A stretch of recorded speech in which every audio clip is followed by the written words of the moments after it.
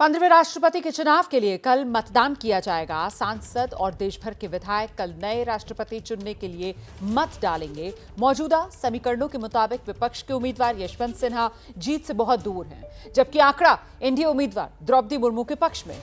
वहीं चुनाव के लिए राजनीति भी जोरों पर है। पश्चिम बंगाल में बीजेपी ने सभी 69 विधायकों को होटल में शिफ्ट कर दिया है ताकि क्रॉस वोटिंग का खतरा कम हो जाए।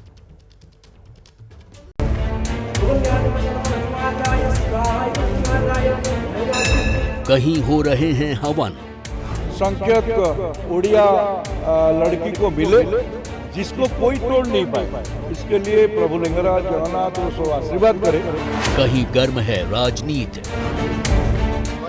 कोई मूर्ति तो नहीं चाहिए। आप समझ रहे हैं, हम लोग राष्ट्रपति का चुनाव। राष्ट्रपति चुनाव से राजनीतिक सरगर्मी तेज है। मतदान से एक दिन पहले एनडीए उम्मीदवार द्रौपदी मुर्मू ने अहमदाबाद पहुंचकर गुजरात की विधायकों का समर्थन मांगा। हालांकि इसे सिर्फ औपचारिकता माना जा रहा है, क्योंकि द्रौपदी मुर्मू की जीत पहले ही पक्की हो चुकी है। गुजरात में बीजेपी के 26 सांसद और 111 विधायक हैं। यहां सांसद और विधायक के मत का मूल्य 147 है। यहां भी आदिवासी महिला के नाम पर मुर्मू को पूरा समर्थन मिल रहा है। आदिवासी महिला को एक पिछड़े हुए इलाके में से, गरीब कुटुंब में से पढ़ी लिखी आदिवासी महिला को पसंद करके माननीय प्रधानमंत्री और माननीय नड्डा जी ने ये साबित कर दिया कि लोकशाही में, डेमोक्रेसी में सबका अधिकार है। कल 15वें राष्ट्रपति के लिए देश भर के निर्वाचित विधायक और संसद के दोनों सदनों के सांसद वोट करेंगे।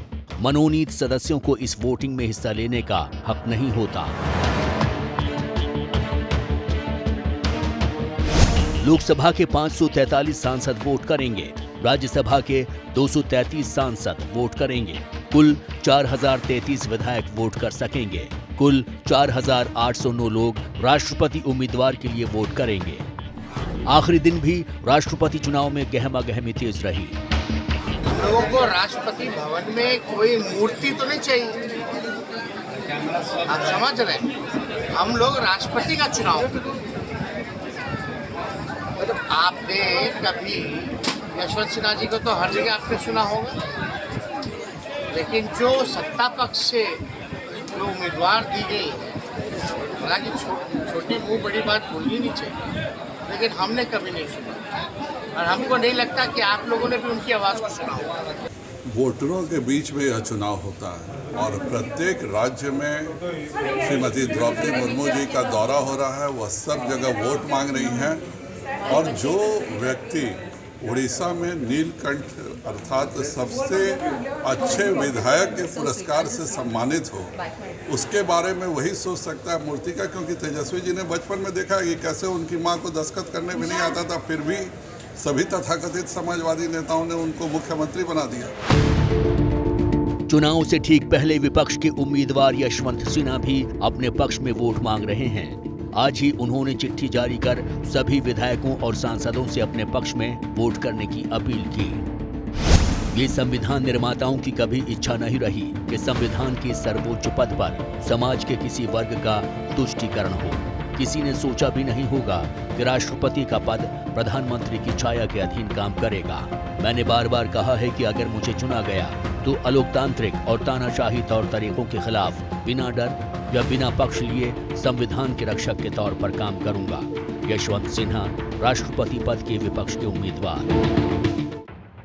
हालांकि यशवंत सिन्हा जो भी दावा करें, लेकिन आंकड़ों के खेल में एनडीए उम्मीदवार द्रौपदी मुर्मू कहीं आगे निकल गई हैं।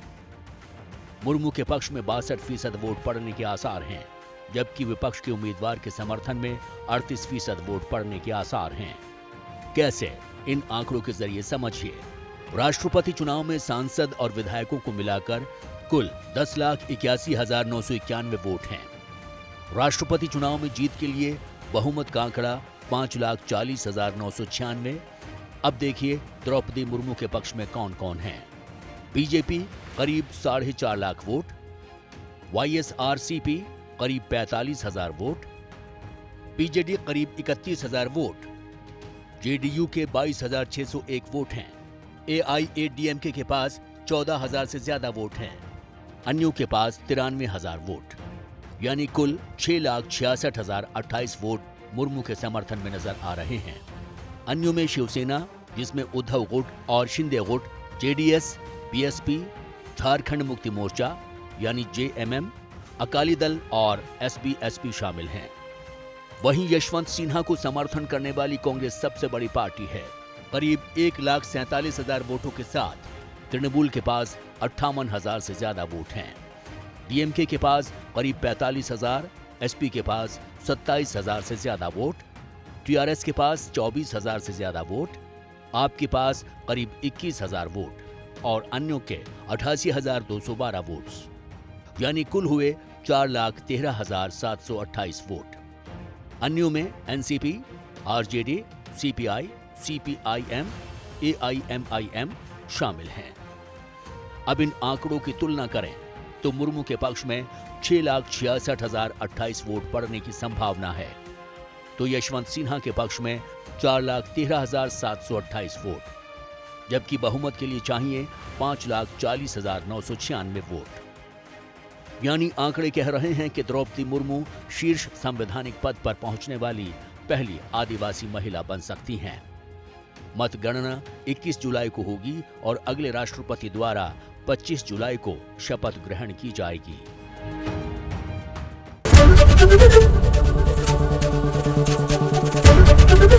एबीपी न्यूज आपको रखे आगे।